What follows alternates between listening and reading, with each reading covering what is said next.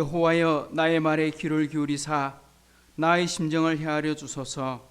나의 왕 나의 하나님이여, 내가 부르짖는 소리를 들으소서. 내가 주께 기도하나이다. 여호와여, 아침에 주께서 나의 소리를 들으시리니 아침에 내가 주께 기도하고 바라리이다. 참 좋으신 하나님 아버지, 감사합니다. 오늘 5월 네 번째 주일 예배로 하나님께 나아갑니다. 하나님, 아직도 코로나19 사태로 인해서 참 쉽지 않게 아직 종식되지도 못하고 또 전 세계가 고통 속에 있는 가운데 하나님, 우리가 예배를 드립니다. 참으로 때로는 두렵기도 하고 걱정이 되기도 하고 또 우리 성도들 혹여나 어려움을 당하지는 않을까 염려하는 가운데 있사오니 하나님, 보호하여 주옵소서. 이 아침에 우리의 예배를 받으시며 우리의 기도를 들으시며 우리의 간구를 들으사 아버지 하나님, 참으로 합력하여 선을 이루시는 하나님의 은혜를 깨닫게 하여 주시고, 하나님, 정말 우리 모두가 다 마음껏 하나님을 찬송하고 예배하는 날이 속히 올 수 있도록 주여 도와주옵소서. 몸이 불편해 나오지 못하는 우리 식구들이나 또 먼 타지에서 함께 예배를 드리고 있는 우리 식구들에게도 하나님 복을 주셔서 참으로 이 시간 참여한 성도들이나 또한 영상으로 함께 예배를 드리는 모든 성도들에게 하나님 큰 은혜를 베풀어 주셔서 하나님의 살아계시는 증거들을 함께 체험할 수 있는 예배와 은혜가 있게 해 주옵소서. 이 예배의 시종을 주님께 의탁드리오며 예수님의 이름으로 기도드리옵나이다. 아멘. 우리 찬송가 31장을 찬송하십시다.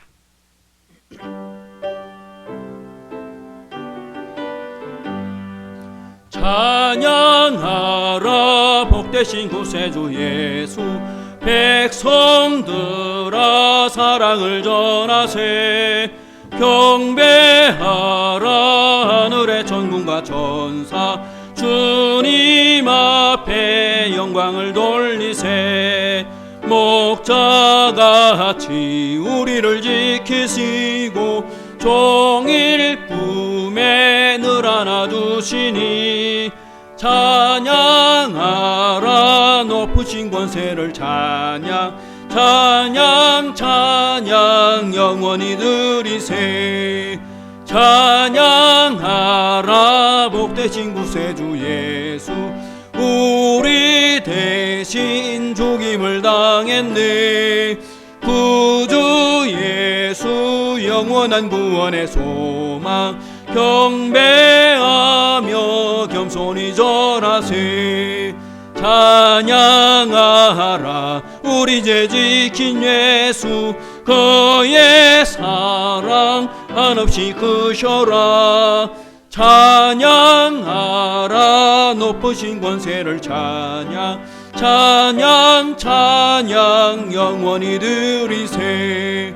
찬양하라 복되신 구세주 예수, 천사들아 즐겁게 찬양해. 구주 예수 영원히 다스리시니 멸류관을 주 앞에 드리세. 구주 예수 세상을 이기시고 영광 중에 또다시 오시리. 찬양하라 높으신 권세를 찬양, 찬양 찬양 영원히 드리세. 오늘 나눌 교동문은 91번 성찬 1번입니다. 화면이나 주보를 보셔도 되겠습니다. 예수께서 이르시되 나는 생명의 떡이니 내게 오는 자는 결코 줄이지 아니할 터이요, 나는 하늘에서 내려온 살아있는 떡이니 사람이 이 떡을 먹으면 영생하리라.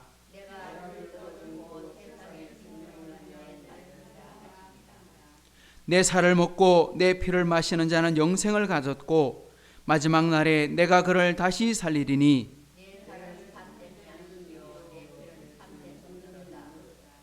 내 살을 먹고 내 피를 마시는 자는 내 안에 거하고 나도 그의 안에 거하나니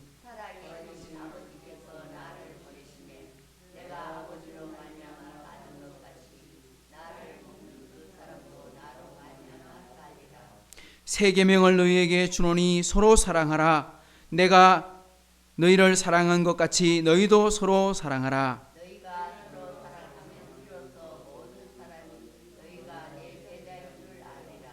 아멘.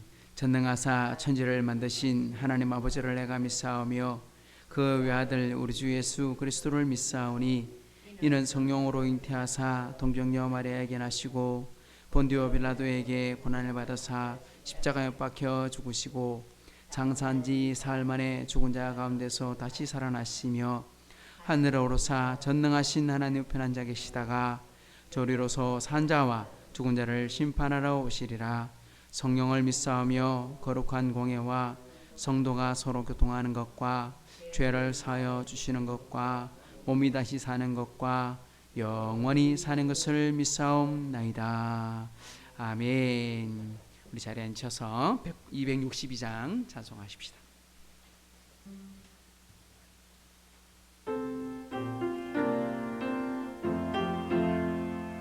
날 구원하신 예수님 영원히 찬송하겠네.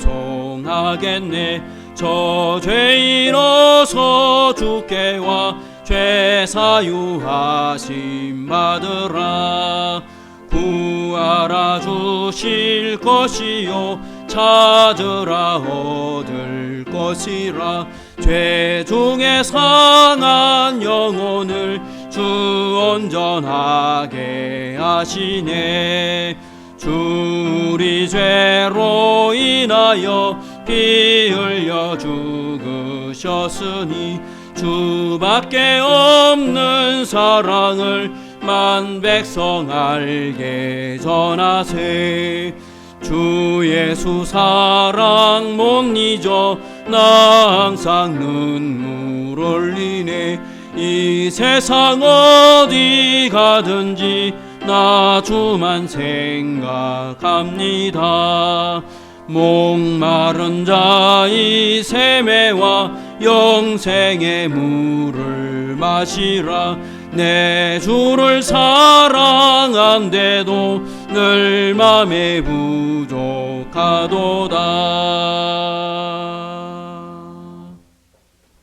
시간 기도할 때는 김범창 성도님께서 대표해서 기도해 주시겠습니다.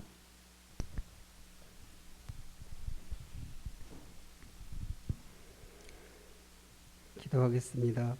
오늘도 귀한 주일을 주셔서 흩어졌던 우리 하이섬 식구들이 한자리에 모여 예배드리게 하신 하나님 아버지 감사드립니다. 코로나19로 우리나라도 어려움을 겪고 있지만 전 세계가 고통 속에 있습니다. 수고하는 의료진들, 방역 책임자들, 그리고 정부와 대통령 이하 모든 공직자들에게 힘과 은혜를 주시고 하루빨리 이 문제가 해결되게 하옵소서. 이런 중에도 우리 하이섬 교회와 식구들이 건강하고 아무런 사고 없이 지나게 하시는 하나님 감사드립니다. 우리 성도들 가운데 몸이 연약한 분들, 치료 중에 계신 분들 깨끗하게 치료해 주셔서 일하고 봉사하기에 부족하지 않게 해 주시옵소서.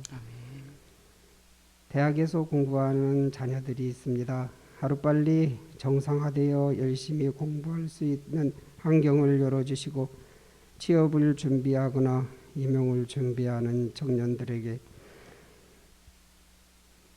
지혜를 주시고 건강을 주셔서 하나님이 함께 하시는 형통함을 보이게 하옵소서.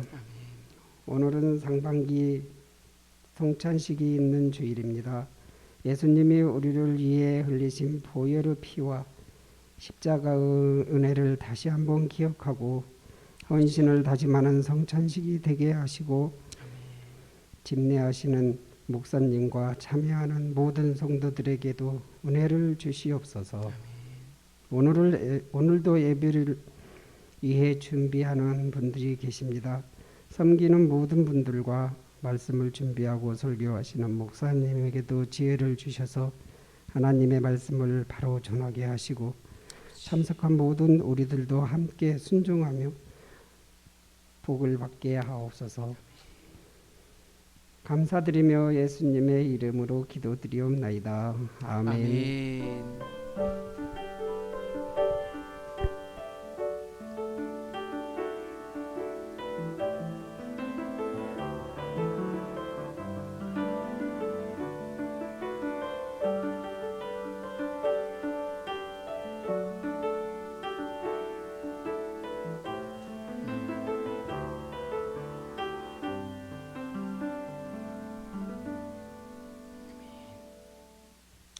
오늘 우리가 볼 말씀은 룻기 이제 3장입니다. 3장을 찾으시고 한 장 전체 우리 1절부터 18절까지 저와 여러분이 한 절씩 교독을 하도록 하겠습니다. 룻기 3장입니다. 룻의 시어머니 나오미가 그에게 이르되 내 딸아 내가 너를 위하여 안식할 곳을 구하여 너를 복되게 하여야 하지 않겠느냐.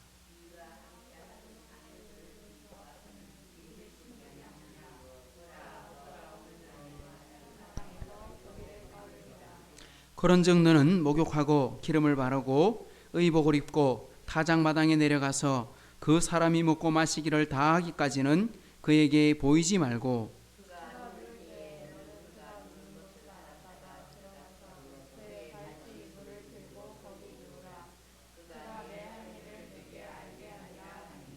룻이 시어머니에게 이르되 어머니의 말씀대로 내가 다 행하리이다 하니라.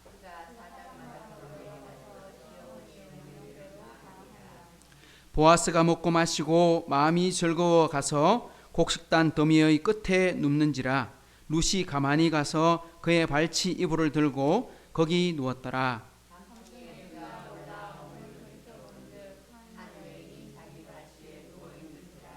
이르되 내가 누구냐 하니 대답하되 나는 당신의 여종 룻이오니 당신의 옷자락을 펴 당신의 여종을 덮으소서. 이는 당신이 기업을 물을 자가 됨이니이다 하니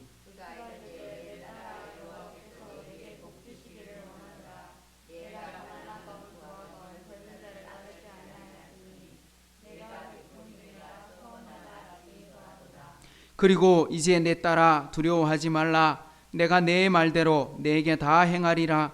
내가 현숙한 여자인 줄을 나의 성읍 백성이 다 아느니라.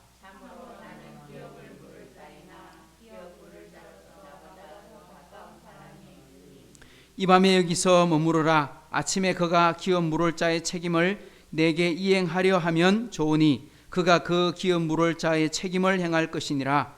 만일 그가 기업 물을 자의 책임을 내게 이행하기를 기뻐하지 아니하면 여호와께서 살아계심을 두고 맹세하노니 내가 기업 물을 자의 책임을 내게 이행하리라. 아침까지 누워 있을지니라 하는지라.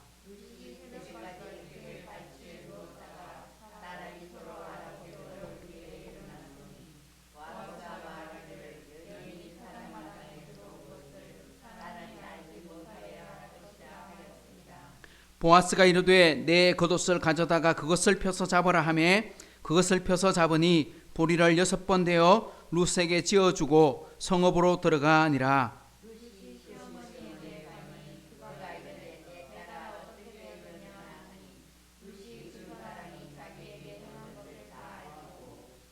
이르되 그가 내게 이 보리를 6번 대어 주며 이르기를 빈손으로 내 시어머니에게 가지 말라 하더이다 하니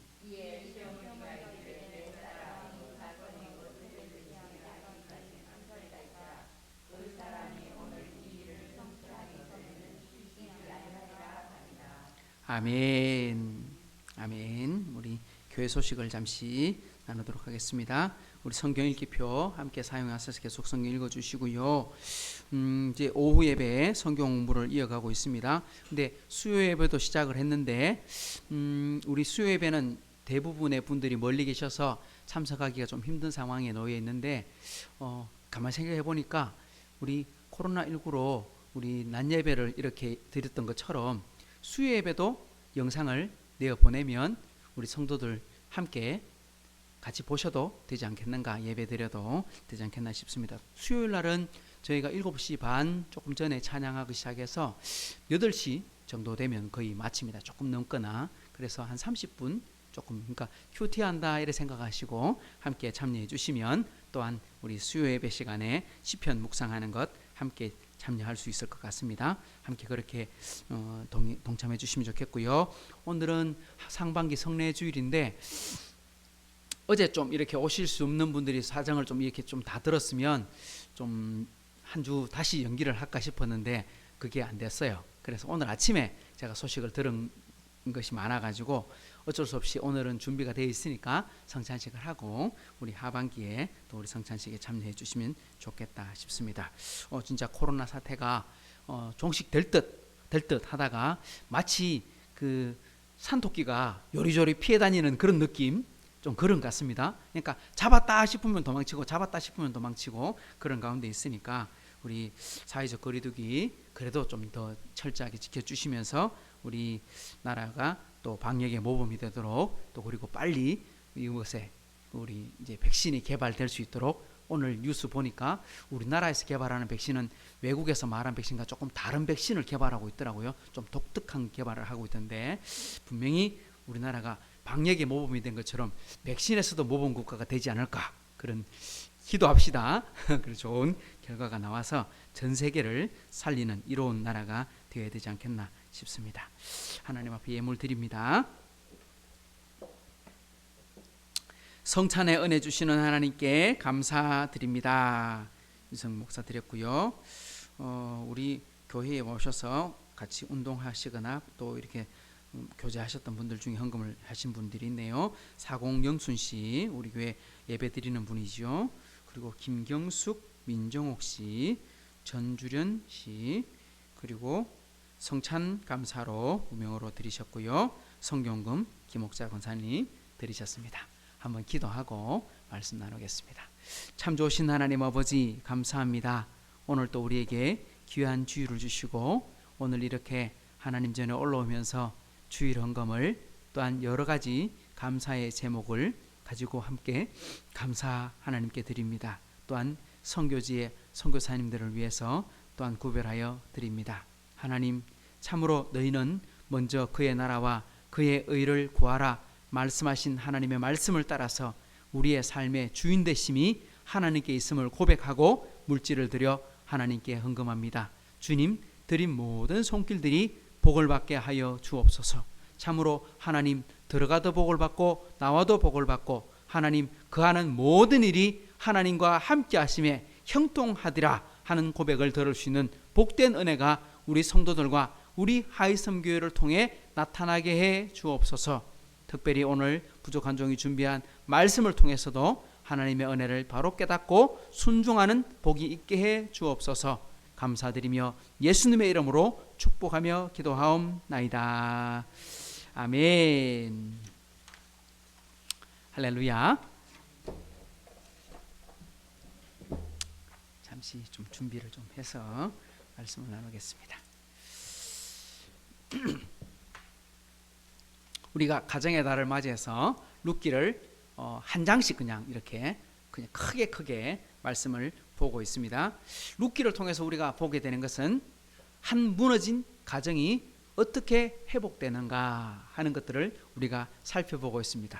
그런데 가정만 회복되는 것이 아니라 알고 봤더니 장차 오실 메시아의 길을 예비하고 있는, 그러니까 이걸 구속사 이렇게 표현하는데 구속사의 길을 하나님께서 준비하시고 그 속에 한 사람 이방 여인 룻을 사용해 나가고 있다. 그러니까 하나님의 은혜는 가문을 따지지도 않고 혈통을 족보를 따지지도 않고 빈부 귀천도 따지지 않고 오직 한 가지 은혜 받으면 하나님이 사용하신다. 할렐루야. 우리 이것을 꼭 기억해야 됩니다. 내가 지금 잘 산다 못 산다 내가 우리 집이 어떻다 전혀 상관없이 하나님은 정말 아무것도 아닌 사람을 쓰셔서 선교사의 아버지로 만들기도 하고요. 때로는 나라를 통치하는 왕으로 만들기도 하고요. 때로는 큰 기업을 이루는 기업가로도 쓰실 수도 있습니다. 그런데 하나님께서 쓰시는 사람은 바로 은혜를 사모하는 사람입니다. 우리 1장에서 받았던 교훈은 뭐였습니까? 첫 번째는 뭐였습니까? 약속의 땅으로 돌아가야 된다. 지금 약속의 땅을 떠났을지라도 떠나가서 또 실패를 보았을지라도 반드시 어디로 돌아가라? 하나님의 약속으로 돌아가라. 우리 누가복음에 나오는 탕자의 비유 속에서도 아버지께로 돌아갈 때 그가 신분이 회복되고 행복이 회복되고 그리고 그의 삶 전체가 다시 회복된 것처럼 우리의 삶이 약속의 땅으로 돌아간다. 다르게 말하면 약속의 땅이라 말은 이스라엘로 돌아가야 되느냐 이런 표현이라기보다는 하나님께로 돌아가라. 이 종교개혁의 정신이 뭡니까? 성경으로 돌아가자. 똑같은 말입니다. 그러니까 성경으로 돌아가는 것, 하나님께로 돌아가는 것, 약속의 땅으로 돌아가는 것 다 동일한 말씀입니다. 그런데 돌아가는데 그 돌아가는 과정에서 룻은 시어머니와 함께 끝까지 따라왔지만 오르반은 시어머니와 입을 맞추고 이방으로 자기 고향으로 돌아가 버렸어요. 순간의 선택이 결국은 알고 봤더니 영원한 인생을 좌우하고 말았어요. 그러니까 한 번 선택이 한 사람은 그냥 이방 여인으로 그냥 살다 죽게 되었고 한 사람은 이방인이었음에도 불구하고 유대인이 되고 유대인만 된 것이 아니라 그가 다윗의 증조모가 되고 예수님의 족보의 이름에 들어가는 영광스러운 이름이 되고 무엇보다 영생을 얻었다 하는 것입니다. 영생을 얻었다. 이거보다 중요한 건 없지요. 그러니까 순간의 선택은 영혼을 좌우하더라. 근데 알고 봤더니 이 모든 일들이 하나님의 전적인 은혜였더라. 그러니까 사람이 선택을 잘해야 돼. 우리 그래서 선택이 참 중요해. 어떤 사람은 줄 잘 서야 돼 이런 이야기 하는데 아니요. 줄 잘 서는 것도 결정을 잘하는 것도 알고 보면 그 모든 것이 하나님의 은혜 속에 있다는 것을 우리가 고백해야 한다. 이것이 1장에서 가르쳐주는 교훈이었다. 우리 2장에서 가르쳐주는 교훈은 뭐였습니까? 한 번 더 따라할까요? 우연이 아니라 필연입니다. 하나님의 일은 결코 우연이 없더라. 전부 다 뭐더라? 결국은 하나님의 섭리, 하나님의 계획, 하나님의 필연이더라. 사람들이 말하는 우연이 있습니다. 우연의 가장 대표적인 것이 뭡니까? 진화론입니다. 진화론. 우연히. 근데 진화론을 주장했던 찰스 다윈이 뭐라고 말합니까? 아주 긴 세월 속에서 우연히 단세포 생물이 생겼고 다세포 생물이 생겼고 그 생물이 뭐로 변했고 뭐로 변했고 나중에 그러니까 뭐 쉽게 말하면 파충류가 조류가 되고 조류가 포유류가 되고 포유류가 영장류가 되고 영장류 중에서 결국 사람이 되고 이거 다 거짓말이에요. 왜? 절대 이루어질 수 없는 일이에요. 그러니까 우연이라고 붙여야 되니까 어떻게 말합니까? 아주 긴 세월 동안 안 그러고는 우연이 안 오거든요. 그러니까 아주 긴 세월 동안 사람이 만들어지려면요 이렇게 우연으로 말한다면 우리 시계 차고 있는 요즘은 시계 잘 안 차잖아요. 시계 부품이 그 안에 적어도 아주 많거든요. 부품이 그 많은 부품 다 분해해놓고 그죠? 다 분해해놓고 깡통 속에 놓고 팍 흔들었어. 몇 년 동안, 만 년 동안, 아니 1억 년 동안 흔들었어. 그랬더니 조립이 돼서 시계가 나왔네? 그 말하고 똑같은 거예요. 불가능한 거예요. 왜? 과학자들이 말을 해요. 과학의 법칙 중에 뭐가 있습니까? 획득 경질은 유전이 된다 안 된다? 유전이 안 된다. 손 잘렸어요. 그러면 손 하나 없어. 그러면 우리 자식은 손 하나 없는 애가 태어납니까? 아니죠. 멀쩡한 애가 태어납니다. 손 10개 다 있어요. 손가락 10개 다 있어요. 뭐냐? 획득 경질은 절대 유전이 안 돼요. 그러니까 조금씩 변해가는 과정 속에서 돌연변이가 만들어질 수 있어요. 근데 돌연변이가 우성이에요, 열성이에요? 대부분 열성이에요. 결코 그것이 더 많아져서 돌연변이가 주체가 되는 그런 일은 없어요. 우리 사람들 중에도 간혹 이렇게 머리가 하얗거나 피부가 하얀 사람들이 있지만 그 사람들은 가끔 나오는데 그 사람들은 그렇게 많이 나오지도 않고 그 다음 세대에 그게 나타나지도 않아요. 그러니까 유전하지 않는다는 거예요. 그러니까 과학적으로 봤을 때 결코 우연은 하나님의 법칙이 아니다. 과학의 법칙도 아니다. 엄밀하게 말하면 자연이란 단어도 제가 말했죠. 틀렸다. 왜 자연이 틀렸습니까? 스스로자 있을 연. 스스로 있대. 우리 지금 지구 우주가 스스로 결국 진화론 똑같은 말이잖아요. 우연히 빅뱅이 일어나서 어떻게 이 지구가 만들어지고 어떻게 나무와 공기가 만들어지고 불가능한 거예요. 있을 수 없는 이야기예요. 스스로 있는 것은 있다 없다? 없다. 그러면 전부 다 뭐다? 피조물이다. 하나님이 있으라 하심에 있었더라. 하나님 보시기에 좋았더라. 이겁니다. 빛이 있으라. 그러니까 세계를 창조하실 때, 창조 세계를 만드실 때 카오스, 혼돈 속에 하나님 뭘 주셨어요? 질서를 주셨어요. 그러니까 하나님이 들어가면, 복음이 들어가면 뭐가 생겨요? 질서가 만들어져요. 무너졌던 가정이 회복이 되고요. 무너진 사람의 인생이 회복이 되고요. 무너진 나라도 회복될 수 있는 거예요. 뭐가 들어가면? 복음이 들어가면, 하나님의 생명이 들어가면 그런 일들이 벌어지는 거예요. 자, 룻이 이삭 죽기를 하려고 우연히 보아스의 밭에 갔어요. 사람들이 생각할 때는 우연처럼 보였어요. 그런데 알고 봤더니 그게 뭐였어요? 하나님께서 준비해 놓으신 거였어요. 필연이었어요. 모든 것이 합력하여 선을 이루시고 있는 하나님의 계획이었어요. 그러니까 반드시 이것을 믿으세요. 내가 하는 모든 일들은 누구 속에 달려있다? 하나님 손에 달려있다. 그러니까 우리가 어떻게 살아야 되나? 룻은 그것을 인정했어요. 하나님의 은혜를 인정했더니 그가 불평하거나 원망하는 것이 아니라 어떻게 살았어요? 한 번 더 따라합시다. 겸손히 섬기라 하십니다. 그래요. 룻이 하나님의 은혜를 생각하면서 열심히 했어요. 룻이 겸손한 이유, 겸손했다고 하는 이야기가 뭐냐니까 2장에서 반복되는 단어가 은혜라고 하는 단어라 그랬죠. 룻은 자신의 처한 현실을 불평이나 원망으로 받지 않고 뭘로 받았다? 은혜로 받았다. 내가 은혜를 받으면 내게 은혜를 베푸십시오 하고 계속 은혜를 말합니다. 그것이 사람들 눈에 띈 거예요. 사람들이 볼 때 룻은 이스라엘 사람 아니잖아요. 생김새가 틀린 사람이에요. 이방 사람이에요. 거기다가 종교도 달랐어요. 그러니까 신분과 환경이 다 달랐어요. 그럼에도 불구하고 사람들이 룻을 싫어했을까요? 좋아했을까요? 오늘 말씀과 2장의 말씀을 잘 살펴보면 사람들이 처음에는요 어떻게 봤을까요? 저 사람 우리가 좋아하지 않는 사람인데 그 사람을 쳐다볼 때 어떻게 봤을까요? 약간 이렇게 보지 않았을까요? 그리고 이방인들은 유대인들이 아주 무시하게 보고 특히 더 모압 사람은 더 심하게 이렇게 차별하는 사람인데 아마 그런 눈으로 보다가 어떻게 봤어요? 저 사람은 좀 다른데? 저 사람은 좀 우리가 알고 있던 것과 좀 다른데? 그리고 그 사람들을 받아주는 일들이 벌어졌어요. 자, 그러면 오늘 3장을 살펴봅시다. 3장에서 제일 많이 등장하는 단어가 뭘까요? 3장 우리가 1절부터 쭉 다 읽어봤는데 3장에서 제일 많이 반복되고 나오는 단어가 뭐였어요?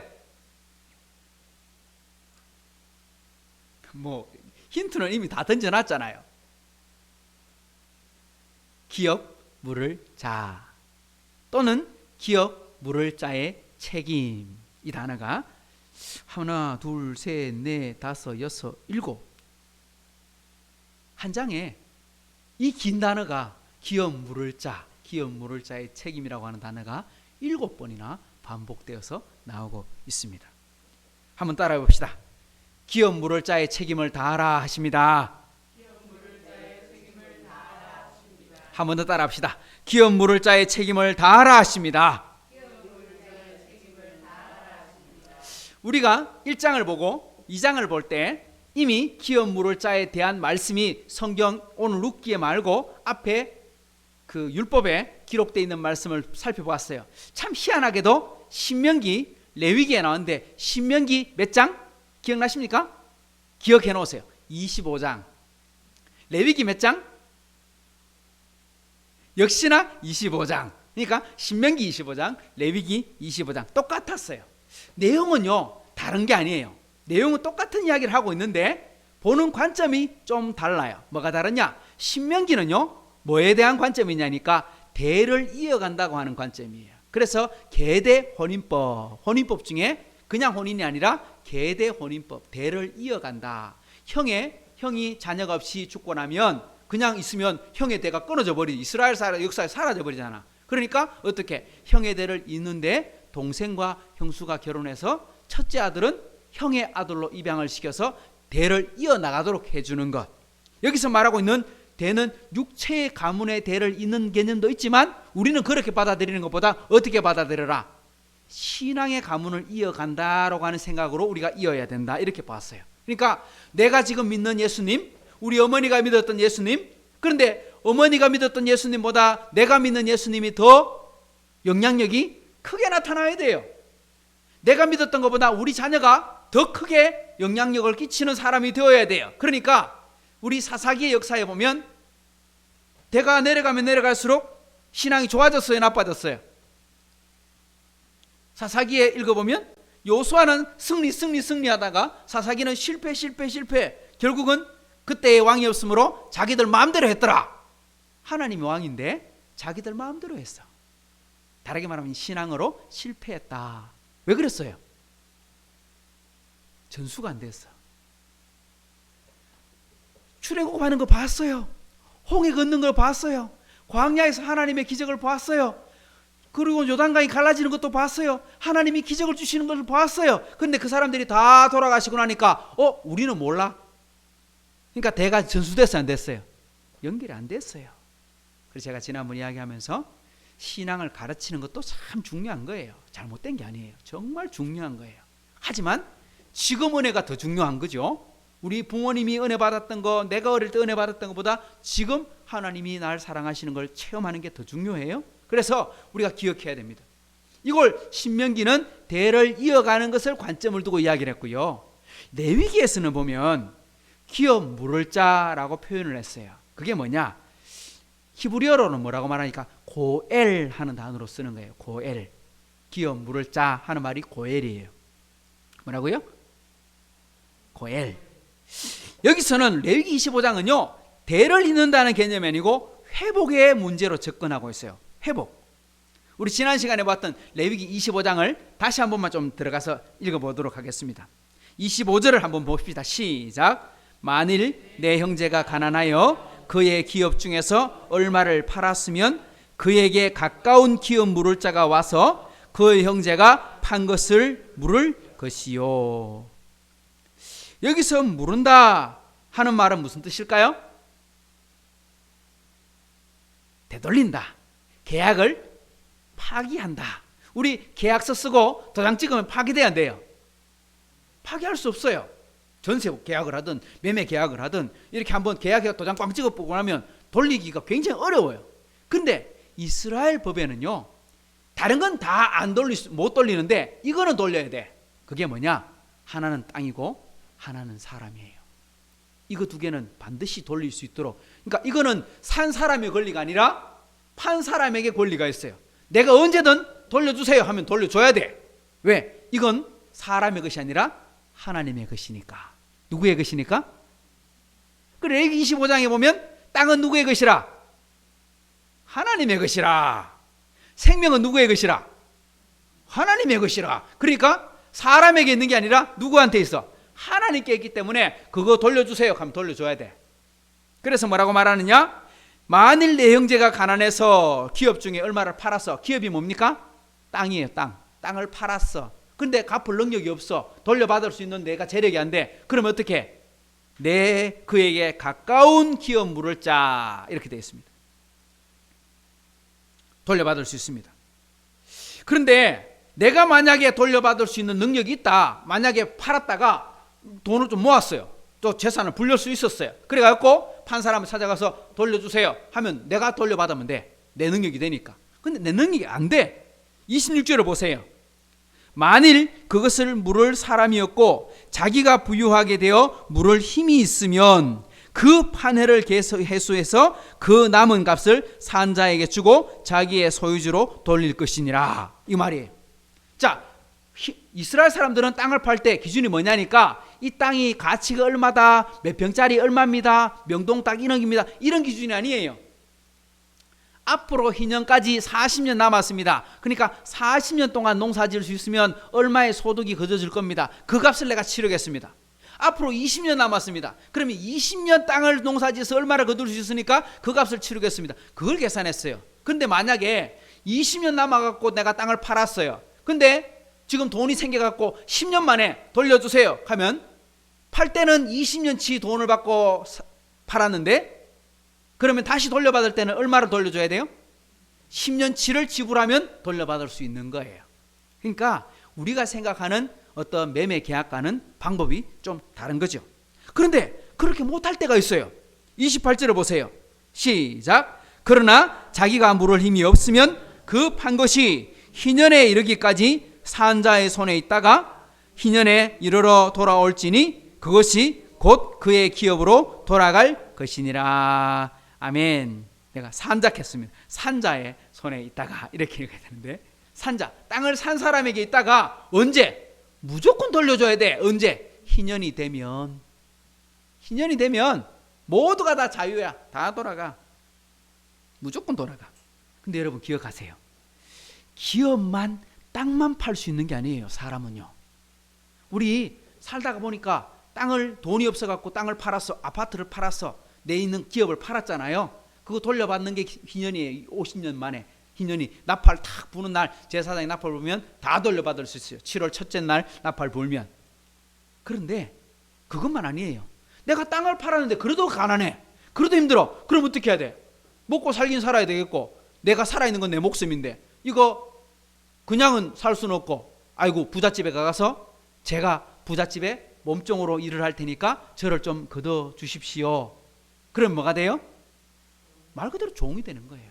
근데 성경은 뭐라고 말하냐? 형제를 종으로 대하지 말고 품꾼으로 대해라. 왜? 이스라엘 사람들은 종이 될 수 없다. 왜? 희년이 되면 다 자유를 얻기 때문이다. 그러니까 종으로 삼지 말고 형제로 대하고 참 더 많이 도와주고 그렇게 했다가 그 사람을 회복시켜 주라 하는 이야기가 나옵니다. 그러니까 기업을 회복시킨다. 희년은 잃어버린 기업만 회복하는 것이 아니라 재산이 없어서 자기 몸을 담보로 삼은 것조차도 회복되는 이야기가 나옵니다. 그게 레위기 25장 뒤에 보면 나와요. 여러분 이 47절을 보세요. 만일 너와 함께 있는 거류민이나 동거인은 부유하게 되고 그와 함께 있는 내 형제는 가난하게 되므로 그가 너와 함께 있는 거류민이나 동거인 또는 거류민의 가족의 후손에게 팔리면 이제 자기 몸을 품꾼으로 팔았어. 그런데 그가 팔린 후에 그에게는 뭐 하는 권리가 있어요? 속량받을 권리가 있어. 기업 물을 권리가 있는 거야. 근데 누가 있느냐? 누가 해줘야 되느냐? 보세요. 내가 못하면 그의 형제 중에 하나가 그를 속량해라. 누가? 형제. 우리 형제 중에 내 형이 지금 가난해졌어. 그럼 동생이 갚아주면 되는 거야. 동생이 힘들어졌어. 그러면 형이 갚아주면 되는 거야. 아니면 누이도 갚아줄 수 있는 거야. 반드시 형제가 그 일을 해야 돼. 근데 좀 더 나가면 또 그의 삼촌이나 그의 삼촌의 아들이 그를 속량하거나 무슨 말입니까? 이제 형제 2촌에서 3촌에서 4촌까지 그리고 4촌만 아니고 더 나아가서는 그의 가족 중 그의 살부치 중에서 이게 무슨 말입니까? 집안 중에서 이 말이에요.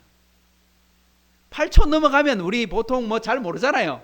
뭐 10촌 넘어가 버리고 이렇게 그 8촌까지가 우리 일반적으로 우리 집안이라고 이렇게 말한다 그죠? 종반이라고 말한다고 우리 제가 어릴 때 배웠는데 그 넘어가 버리면 같은 뭐 윤곽이긴 한데 같은 우리 반각이긴 한데 뭐 이제 뭐 멀어 뭐 한 10몇 촌 넘어가 버리면 저 사람이 내가 아는 사람 나는 몰라 이렇게 넘어갈 수 있어요. 그러니까 뭐 가까운 이웃보다 먼 친척은 아무것도 아닌 상황이 되는 거죠. 그런데 그 살부치 중에서도 그를 속량할 의무가 주어져 있다. 그가 부유하게 되면 스스로 속량하면 돼. 근데 속량할 돈이 없으니까 어떻게 하느냐? 자기 몸이 팔린 해로부터 희년까지 그 산자와 계산하여 그 연수를 따라서 그의 몸값을 정할 때에 그 사람을 섬긴 날을 그 사람에게 고용된 날로 여길 것이라. 그러니까 돈 받고 고용된 거예요. 그리고 만약에 좀 일찍 자기가 돈을 더 모을 수 있다면 그 돈 지불하고 풀려나면 되는데 안 되면 형제나 삼촌이나 사촌이나 더 나가서는 팔촌이나 아니면 우리 친족 중에 누구라도 예를 들면 윤가 중에 누구라도 같은 윤가네? 그럼 내가 도와줄게요. 이렇게 할 수 있다는 거예요. 그러니까 레위기 25장에서는 기업을 물은다고 하는 개념은 잃어버린 재산뿐만 아니라 잃어버린 자유도 다 회복시켜준다 이런 말입니다. 여러분 가만 들어보면 이거 누구 이야기 같아요? 룻과 나오미의 이야기가 아니에요. 실제로는 이 이야기는요 바로 우리들의 이야기인 거예요. 우리가 다 죄로 인해서 팔려간 죄인이었어요. 마귀에게 팔려버린 죄인이 되었어요. 그런데 예수님께서 대신 어떻게 해주셨어요? 속량해 주셨어요. 대신 갚아주셨어요. 테텔레스타이 예수님께서 마지막 십자가에서 외치셨을 때 다 이뤘다 하고 말씀하셨을 때 그게 무슨 뜻이라 그랬습니까? 내가 다 지불했다. 내가 다 갚았다. 대신 예수님의 뭐로? 피로 우리 오늘 성찬을 하게 되는데, 예수님께서 우리를 위해 찢기신 살과 우리를 위해 흘리신 피로 말미암아서 우리의 죄값을 대신 다 지불하고 우리에게 뭘 주셨어요? 자유를 주셨어요. 신분의 자유를 잃어버렸는데 신분의 자유를 주셨어요. 우리의 잃어버린 모든 것들을 회복시켜 주셨어요. 그래서 로마서 8장 1절에 뭐라고 말합니까? 죄와 사망의 권세에서 우리를 어떻게 했다? 해방하였다. 자유다 하고 말하게 만들어 주셨다 하는 것입니다. 그러니까 룻기의 이야기는 그냥 단순히 효도 잘해서 복받았다는 그런 의미도 있는 것이 있지만, 그 차원 너머에 하나님께서 우리의 기업을 회복시키고 계신다, 그 이야기를 해주고 있다는 겁니다. 이런 의미가 룻기의 숨겨진 보물 같은 거예요. 다시 그러면 본문으로 돌아가 봅시다. 자, 1장 2장에서는 누가 누구를 섬긴 거예요? 며느리가 시어머니를 섬겼어요. 너무너무 아름답게 섬겼어요. 이방에서 고국으로, 그러니까 이스라엘로 돌아올 때 너무너무 힘든 결정을 한 거예요. 왜? 돌아가면 뭐가 뻔해요? 시어머니 나오미를 따라가면 어떤 일이 벌어질 게 준비되어 있어요? 고생문이 활짝 열려 있어요. 만약에 모압에 남아 있으면 제가 해서 새 살림 살고 결혼해서 아기 낳고 행복하게 살면 자기 인생 참 어쩌면 한 남아 있는 인생 잘 살 수 있을 거예요. 남자 만나서, 그죠? 새로운 인생을 살 수 있을 거예요. 그런데 만약 시어머니 따라가면 시어머니도 모셔야 돼, 먹고 살아야 돼, 너무너무 힘든 인생이 준비되어 있어요. 거기다가 모압 사람이야, 사람들이 그를 향해서 손가락질할 수도 있잖아요. 이런 여러 가지 문제가 놓여 있음에도 불구하고 룻은 어머니를 따라서 가겠다 하고 결심했어요. 가봤더니 역시나 마찬가지야. 생각은 틀리지 않아. 먹고 살 만한 게 없어. 그러니까 보리 추수하는 이삭 죽기라도 해야 되겠습니다. 이삭만 주었을까요? 밀농사 지을 때도 성경을 룻기를 읽어보면 이 밀을 수확할 때까지 딴밭에 가지 마라, 보아서 이렇게 말했거든요. 그러니까 추수가 끝날 때까지 딴밭에 가지 마. 보리, 밀 이것만 수확하나요? 아니죠. 대추, 야자, 올리브, 포도 이 농사 다 수확할 때, 거기도 보면 수확할 때 남은 것, 떨어지는 것, 과부와 고아와 객들을 위해 따지 마라 돼 있으니까 그것도 따야 되겠죠. 그러니까 룻은 보리 추수만 한 게 아니에요. 실제로는 다른 농사가 지어졌을 때 그것도 열심히 따는 일들도 같이 병행했을 거예요. 왜냐하면 그 모든 일들이 다 과부나 객이던 이야기이기 때문이에요. 성경에 룻기에는 이것만 기록해놨지만, 그러니까 많은 시간을, 굉장히 많은 시간 고생하고 살았다는 걸 알 수 있어요. 누구를 위해서? 시어머니를 위해서, 어머니를 위해서. 시어머니가 아니라 어머니가 된 거예요. 엄청난 고생을 함께 하게 된 거죠. 그런데 이제 3장부터 넘어오면 시어머니가 아유, 나 따라와서 고생하는 며느리, 우리 딸 어떻게 행복하게 해줘야 될까? 시어머니가 나섭니다.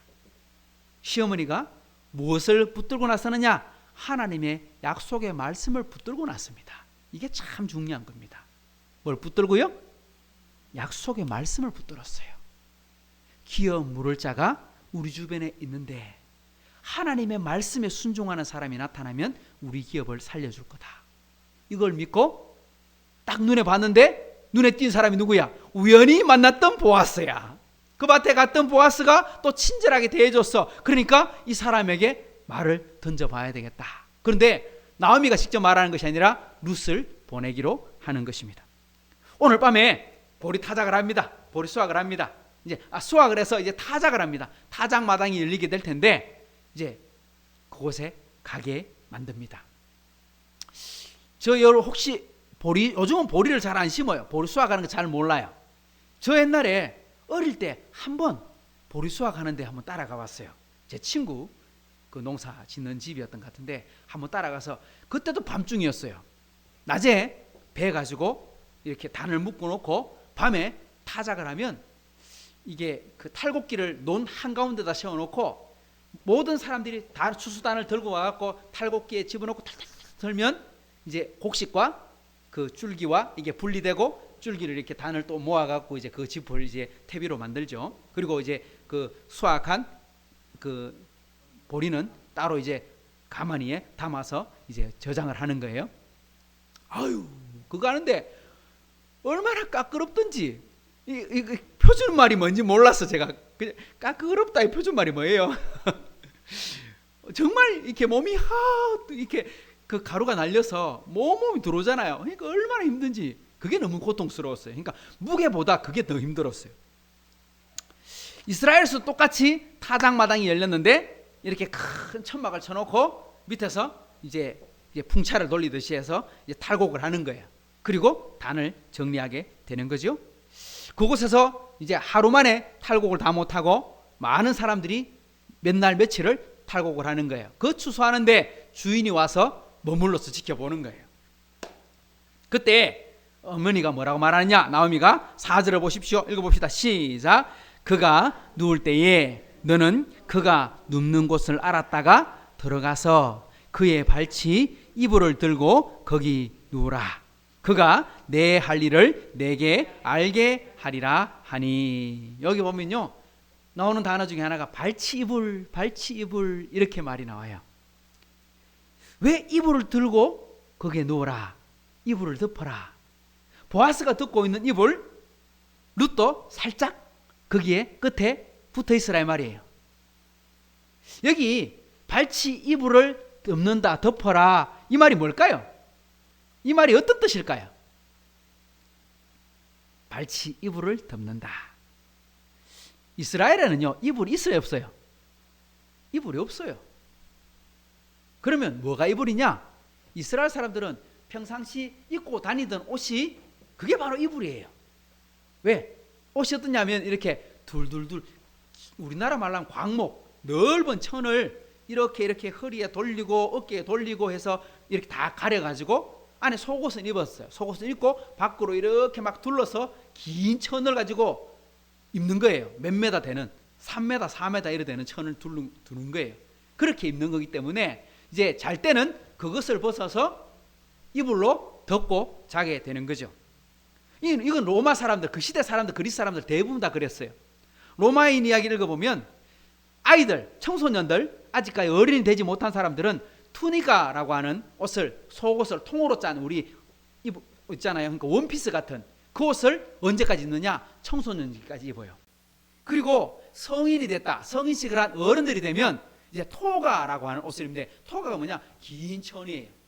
근데 그 천이 이제 좀 잘 사는 사람들은 예를 들면 쉽게 말하면 비단, 뭐 이렇게 우단, 뭐 이런 좋은 걸로 이제 입는 거죠. 이제 또 가난한 사람들은 이제 그냥 광목천 이런 걸로 입는 거고요. 그 이제 그 천을 덮는데, 자, 이스라엘 사람들이 그렇게 옷으로 밤에 이불처럼 해서 덮고 있는데 그 발치에 이불을 덮었다 이 말은 무엇을 입었다는 말과 똑같은 거예요. 보아스의 옷을 함께 입었다 하는 말과 똑같은 거죠. 다르게 말하면 그의 옷 속에 들어갔다. 조금 더 넓게 생각해 보면요, 이건 청혼이 청혼. 그래서 뒤에 보면 룻이 뭐라고 말하느냐? 9절에 이렇게 말합니다. 룻이 묻습니다. 당신 누구예요? 밤중이니까, 지금은 뭐 전기불이 있으니까 환하지만 깜깜할 거 아닙니까? 덜에 나가서 일을 하다가 밤에 불 다 꺼져버리고 이제 잠자고 있는데 인기척이나 사람 이렇게 자다가 보니까 꿈틀을 하고 늦게 보니까 룻이 잠을 자겠어요 그때. 그러니까 인기척이 나니까 깜짝 놀라서 누구시오? 하고 이랬는데 뭐라고 말합니까? 나는 당신의 요종 룻입니다. 당신의 옷자락을 펴서 당신의 요종을 덮어소서. 이는 당신이 기업 물을 자가 됨이기 때문입니다. 이렇게 말했어요. 다르게 말하면 나를 당신이 좀 덮어주면 안 되겠습니까? 나를 책임져 주십시오 이 말입니다. 다르게 말하면 우리의 고일이 되어 주십시오. 우리를 회복시켜 주실 분이 당신입니다. 이런 말입니다. 여러분, 보아스가요 기업 물을 자의 책임을 진다는 말 속에는요 어떤 의미가 함께 포함되어 있냐면 내가 손해를 봐야 된다 하는 말이 포함되어 있는 거예요. 잃어버린 남편이 되어줘야 되고요, 잃어버린 밭을 사줘야 되고요, 잃어버린 신분을 회복시켜줘야 돼요. 내 돈을 들이고 내 희생을 드렸는데 그것이 다 내 것이 되는 게 아니거든요. 다 누구 거 돼요? 엘리멜렉의 집안의 것이 되어야 돼 먼저. 그리고 나서 난 다음에 내 것이 될 수 있는 거예요. 그러니까 재산으로 치면 큰 손해를 봐야 되는 거예요. 그러니까 보아스가 기름 부을 자의 책임이 있는데 나는 그거 하기 싫다. 그럼 어떻게 하면 돼요? 핑계거리를 찾으면 돼요. 제일 좋은 핑계가 뭐예요? 성경 읽어보세요. 모압 사람, 암몬 사람은 이스라엘 총회에 들어온다 안 들어온다? 영원히 못 들어온다 했잖아. 그럼 당신은 자격이 있어 없어? 자격 없어요. 하면 끝이에요. 왜? 성경 말씀이 나오거든요. 성경 말씀에 이스라엘 사람 아닌 사람이 기업을 받을 수 없어. 총회에 들어올 수 없으니까 당신은 자격 미달이야. 그렇게 선 꺼버리면 딱 정해질 수 있어. 또 한 가지 더 있어요. 오늘 뒤에 보면 또 나와요. 보아스가 말합니다. 나보다 더 가까운 친척이 있어요. 나는 그 사람은 쉽게 표현하면 그 나보다 더 가까운 사람은 사촌이고요. 나는 팔촌이에요. 그 사람은 팔촌이고 나는 촌수하고 상관없이 그냥 이런 성만 같은 거예요. 이럴 수 있잖아요. 그때 내가 책임질 일이 아니고 그 사람 책임질 일이에요. 떠넘겨도 누구도 거기에 대해서 문제 삼을 수 없어요. 왜? 그 사람이 책임져야 되니까요. 사람들은 이런 거예요. 권리를 가지는 거 우리 좋아해요. 그죠? 투표의 권리, 뭐 어떤 교육의 권리, 뭐 언론의 자유의 권리 주장은 많이 하는데 뭐는 지기는 싫어해요? 책임지는 건 싫어하는 거예요. 권리가 있다면 뭐 더 있어야 돼요? 책임도 져야 돼요. 말에 대한 책임도 져야 되고요. 행동에 대한 책임도 져야 되고요. 국방의 의무도 질 줄 알아야 되고요. 납세도 할 줄 알아야 되고요. 그런데 그건 다 하기 싫고 나는 좀 더 돈 많이 벌고 좀 더 잘 살고 좀 더 행복해지면 좋겠어. 그건 진정한 권리라고 할 수 없죠. 성도 여러분, 저는 이렇게 말하고 싶어요. 핑계를 대는 사람이 되지 마시고 책임지는 사람이 되시기 바랍니다. 할렐루야. 핑계 대면 안 돼요. 책임을 져야 돼요. 근데 참 희한하게도요, 일하기 싫어하는 사람들은 뭘 찾아요? 핑계거리를 찾아요. 일하기 싫어요. 그래서 무엇 때문에 예수님께서 이 비유를 하나 들었어요. 어떤 왕이 잔치 자리를 열었는데 사람들이 뭐라고 말합니까? 나는 밭을 사서 못 와요. 나는 소를 사서 못 와요. 나는 결혼했기 때문에 못 와요. 핑계. 근데 책임지려고 하는 사람들은 어떻습니까? 핑계가 보이는 게 아니고 뭐가 보여요? 책임지려고 하는 사람에게는요, 기회가 보이는 거예요. 비록 밭을 샀지만 그래도 나는 갈 수 있어. 내가 소를 샀지만 그럼에도 불구하고 갈 수 있어. 기회가 보이는 거예요. 그러니까 일을 하기 싫어하는 사람에게는요, 핑계가 보이고 일을 하고 싶은 사람에게는요, 기회가 보이는 법인 거예요. 여기서 기업 물을 자의 책임을 진다는 것은, 여러분, 이 말은 제가 보아스에게만 묻는 게 아니라 바로 우리들에게 묻는 거예요. 우리 기업 물을 자의 책임을 져야 된다. 그러면요, 우리가 지구를 구할 거예요? 나라를 구할 거예요? 그거 이야기하는 거 아니죠? 우리 보고 어벤져스가 되라 이런 말 하는 거 아니잖아요. 슈퍼맨이 되라 이런 말 하는 게 아니에요. 여기서 말하고 있는 것은요, 내가 할 수 있는 가장 작은 곳에서부터 책임을 지는 거예요. 오늘 레위기 25장에 기업 물을 자의 책임이 누구한테 그랬다 그랬어요? 제일 가까운 형제에게. 형제가 아프면 형제를 돕고, 삼촌이 아프면 삼촌을 돕고, 사촌이 어려우면 사촌을 돕고, 그보다 좀 더 아프면 좀 더 넘어가면 아이고 내가 비록 가깝진 않지만 그래도 내가 도와야 되겠다, 이런 마음을 가져야 된다는 것이죠. 여러분, 하나님의 복 받기를 원하시지요? 복 받기를 원하시지요? 제일 먼저 내 부모, 내 형제, 내 가족, 그리고 조금 더 나아가서 내 이웃까지도 돌아볼 수 있는 여유를 가져야 그 사람이 하나님께 복 받는 줄 믿으시기 바랍니다. 굉장히 중요한 원칙이에요. 우리 잠언 11장 24절에 흩어 구제하여도 더욱 부하게 되는 일이 있나니 과도히 아껴도 가난하게 될 뿐이다 하고 말했죠. 흩어 구제했어. 형제 도와주고 삼촌 도와주고 사촌 도와주고 우리 이웃 도와주고 다 도와줘 버렸는데 내게 재산이 남겠느냐 싶은데 알고 봤더니 더 부자가 됐어. 그리 될 수 있는 거야. 왜? 부하고 가난하게 되는 건 누가 하는 일이에요? 사람이 해가 되는 일이 잘 안 돼요. 사람이 계획을 막 세워도 부도 나버리면 소용없어요. 천재지변 나쁘면 소용없어요. 근데 어떤 사람은 갑자기 확 잘 돼버리는 사람이 있어요. 이번에 코로나로 다 기업이 어렵지만 어떤 기업이 잘 됐어요? 진단키트 만드는 기업, 마스크 만드는 기업, 돈을 막 이렇게 막 쉽게 말하면 우리 지난 한 해 동안 100만 원치 수출했다 했는데 이번에 5천억 원치 팔았다. 뭐 이렇게 하고 이제 5천억이 아닙니다. 이제 조만간에 이제 조 단위로 넘어갑니다. 그러니까 그 사람이 생각했겠어요? 이렇게 우리 기업이 잘 될 줄? 아무도 생각 못했어요. 근데 어려움을 당해서 다 망한 줄 알았는데 어떤 사람은 잘 돼서 부자가 돼버렸어. 그건 알 수 없는 거예요. 그러니까 과도하게 아껴서 자린고비 매로 밥도 작게 먹고 뭐 다 아끼고 절약해서 티끌 모아 태산에다가 돈 모아놨는데 알고 보더니 한 방에 뻥 다 날아가 버렸어. 안 되잖아요. 그러니까 사람이 노력해야 되지만 그런다고 되는 게 아니란 말이에요. 그러니까 우리가 어떻게 살아라? 좀 나눠주고 살아라. 하나님의 은혜를 믿고 살아라. 그러면 하나님께 책임져 주신다. 성경의 원리가 바로 이거예요. 네가 줄 게 있느냐? 좀 많이 나눠줘보라. 그러면 하나님께서 더 책임져 주신다. 네가 정말 봉사할 일 있느냐? 열심히 봉사해봐라. 하나님께서 봉사하는 시간만큼 더 도와주신다. 중요한 원칙이에요. 보아스가 룻의 고백을 듣고 기업 물을 자의 책임을 다하겠다고 약속을 합니다. 여러분, 우리가 룻기를 읽으니까 참 아름다운 사랑의 멜로디처럼 읽혀지지만 룻의 보아스의 이 결정은요 굉장히 어려운 결정이라는 걸 여러분 기억해야 돼요. 보아스가 이 결정을 해갖고 득될 게 있어요, 없어요? 득될 거 하나도 없어요. 여러분, 요즘 우리 결혼한다 하고 선을 본다 하고 할 때 우리 그 사람을 소개해 준다 하고 할 때 우리 뭘 따집니까? 조건을 따진다 이렇게 하잖아요. 조건 어떤 겁니까? 열쇠를 몇 개 갖고 왔느냐 뭐 이런 거 이야기하죠. 아파트 키, 자동차 키, 뭐 키하고 이야기하잖아요.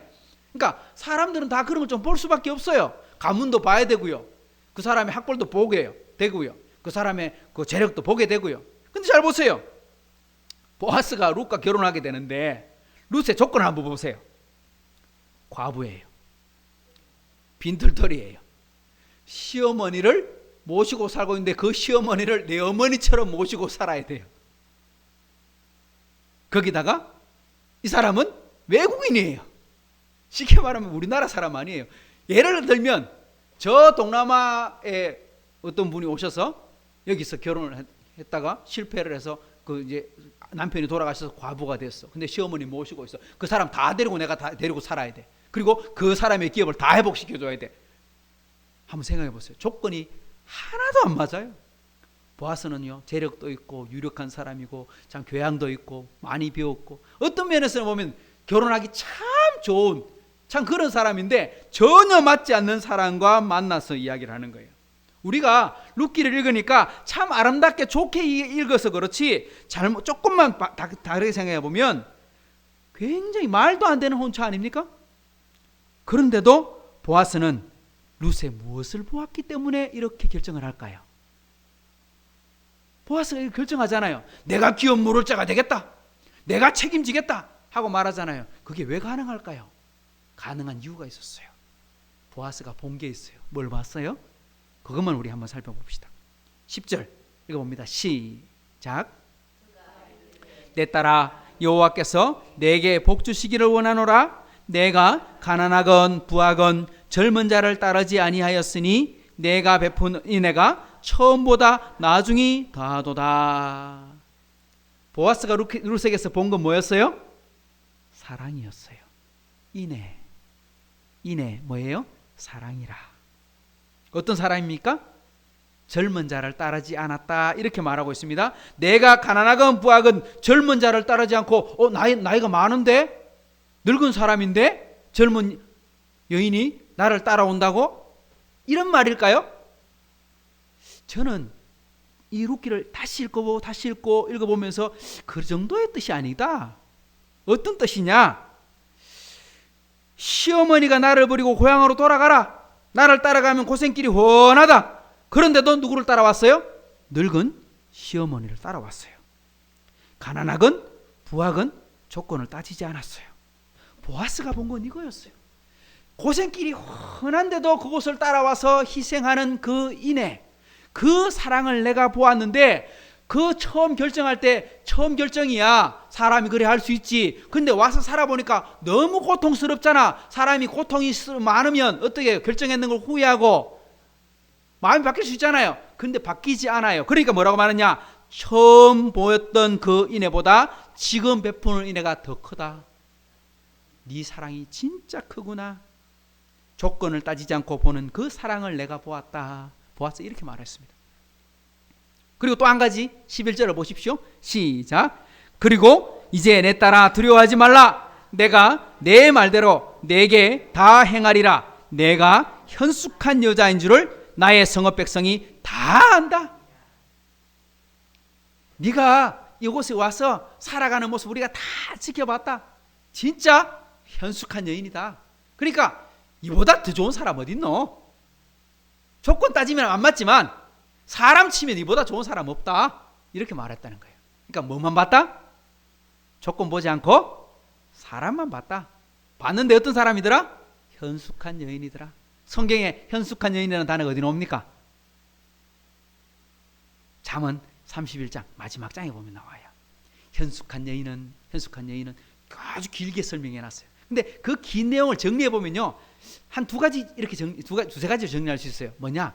부지런하다. 첫째가요. 현숙한 여인이 게으를 수 없다.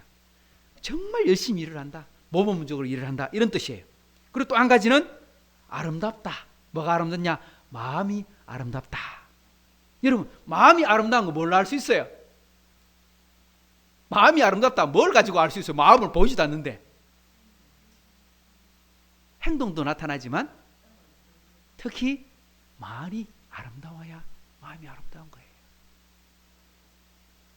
뭐 다 사람이 괜찮은 사람인데 말이 너무 거칠어, 말이 너무 험악해, 말이 너무 함부로 해. 그러면 그 사람 마음이 절대 아름다울 수가 없어요. 근데 성경에 보면 현숙한 여인에 보면요, 이렇게 말을 해요.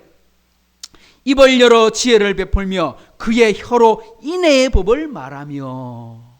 인애, 여기도 인애가 나오잖아요. 오늘 룻기에도 인애라는 단어가 나오는데 오늘 그 현숙한 여인이 인애다 하고 말을 했거든요. 그러니까 보아스가 본 건 이 룻의 조건 없는 사랑, 따지지 않는 사랑, 그리고 그 현숙한 아름다움을 보고 결정했다. 이것이 굉장히 중요한 거예요. 우리가 결정할 때요, 딴 거 보지 마세요. 다른 걸로 결정하지 마세요. 정말 결혼을 앞두고 결정을 해야 된다면 뭐만 보세요? 제일 먼저 하나님을 믿는 그 사람의 믿음, 그 사람의 사랑을 보세요. 그 사람의 내면의 아름다움을 보세요. 외적인 조건을 보지 말고, 그건요, 지금은 좋을지 몰라도 나중엔 다 잃어버릴 수도 있는 거예요. 그거 아무것도 아니다는 의미는 아니에요. 가문도 중요하긴 해요. 하지만 먼저 결정하고 바라볼 때 그걸 바라봐라. 우리가 사람을 보고 사랑할 때, 우리가 다른 사람을 대할 때 외모, 조건 아니라 뭘 봐요? 내면의 아름다움, 현실을 바라보는 눈, 이런 것들을 바라봐야 되는 거죠. 사랑하는 성도 여러분, 하나님은 보아스가 기업 물을 자의 책임을 다하겠다고 약속하신 것처럼 오늘 우리들에게도 책임을 묻습니다. 기업 물을 자의 책임을 다하라 말씀하십니다. 내가 기업 물을 일 무엇이 있는가 한번 생각해보고 찾아보십시다. 우리 한 주 동안 내 형제 중에, 내 친척 중에, 내 친구 중에 혹 나의 도움이 필요한 사람은 없을까? 그때 내가 책임을 다하는 게 오늘 본문을 적용하게 되는 것일 겁니다. 이 말씀에 순종하고 복받는 저와 여러분 되기를 축복합니다. 기도하겠습니다. 좋으신 하나님 아버지 감사합니다. 오늘도 우리에게 주신 약속의 말씀 기억합니다. 기업 물을 자의 책임을 다하라. 우리는 권리는 좋아하지만 책임지는 것 싫어하는 사람들 아닙니까? 하지만 오늘 말씀에 보니 한 사람을 위해, 한 가정을 위해, 그리고 어쩌면 그것이 이 전 세계를 구하는 일에 하나님 쓰임받게 만드셨던 것처럼 오늘 우리가 할 수 있는 가장 작은 헌신은 무엇입니까? 돌아보게 하시고 그것에 순종하는 우리 하이섬 식구들이 되게 도와주옵소서. 감사드리며 예수님의 이름으로 축복하며 기도하옵나이다. 아멘. 이제 오늘 우리 성찬식 함께 하게 될 텐데요. 우리 찬송가 229장을 1절부터 3절까지만 찬송하십시다.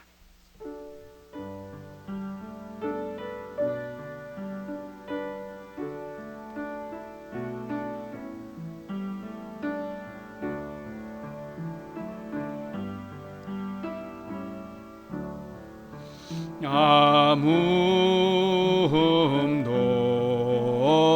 없고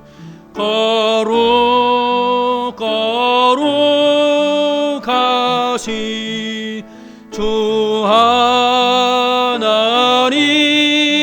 어린 양이 죽임을 당했네. 이는 날 위하여 십자가를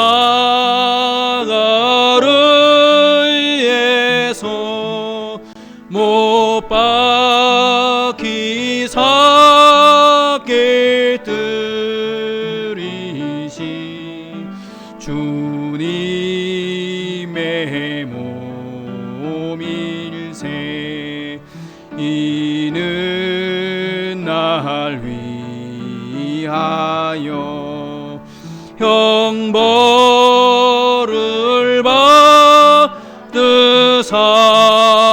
주가 친히 깨뜨리니 주의 보혈일세.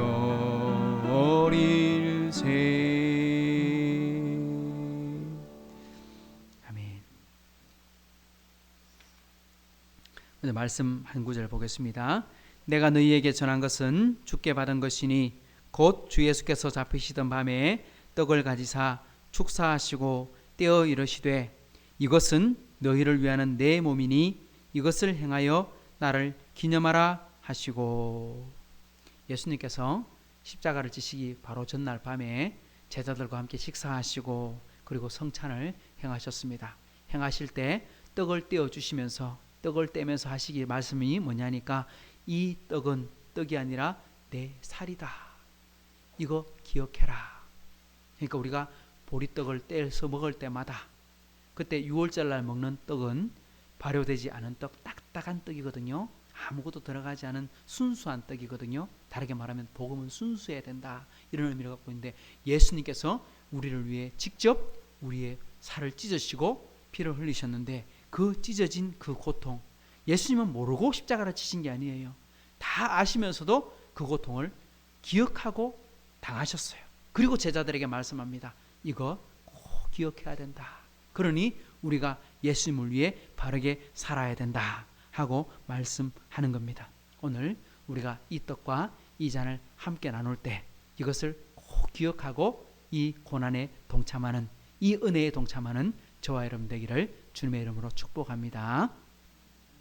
우리 김범창 성도님 잠깐 나오셔서 좀 도와주십시오.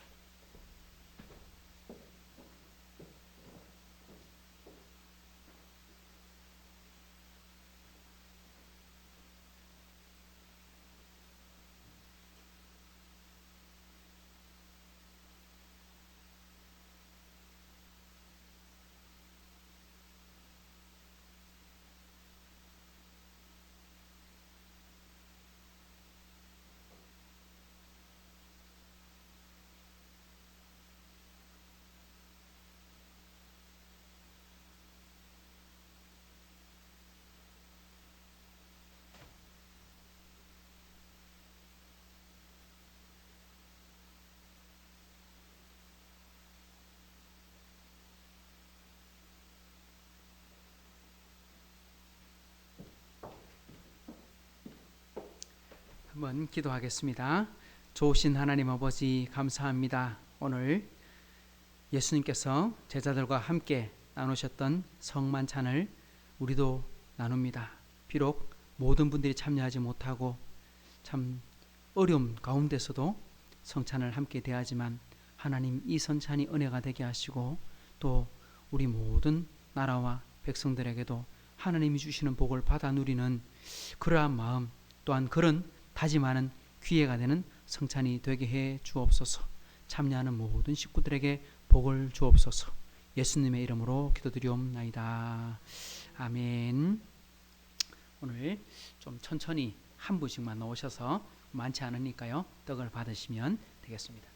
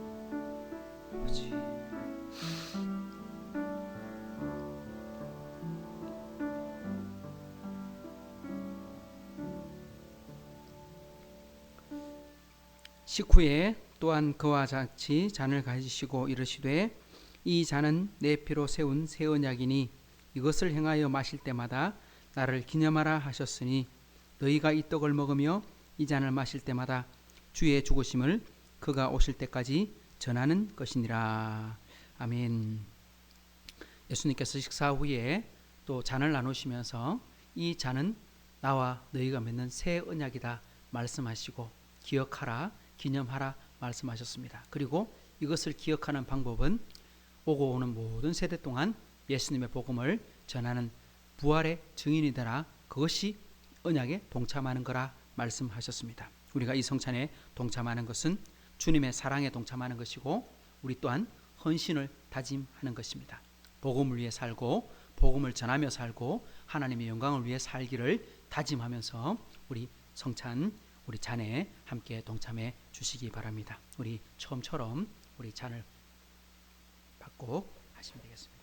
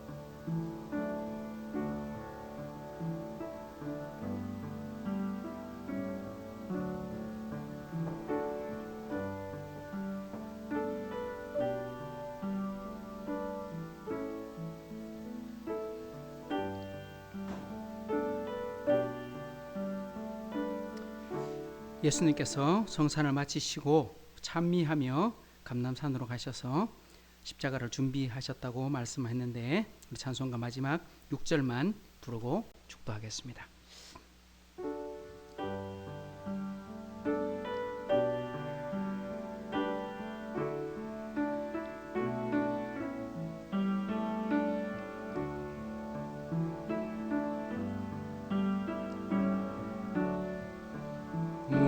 우리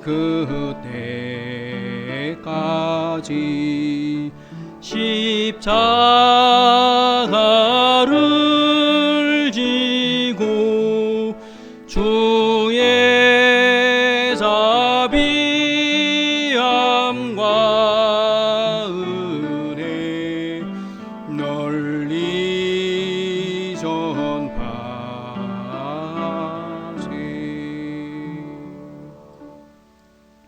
이제는 우리 주 예수 그리스도의 은혜와 하나님의 사랑과 성령의 교통하심이 오늘 함께 모여 예배를 드리며 또한 성찬에 참여하는 우리 하이섬교회 식구들과 또 흩어져서 일을 하거나 또한 사정으로 참여하지 못하고 영상으로 예배를 드리거나 또한 먼 타지에 있는 우리 모든 식구들 머리 위에 그 하는 사업과 가정 위에 이제로부터 영원토록 함께 있을지어다. 아멘.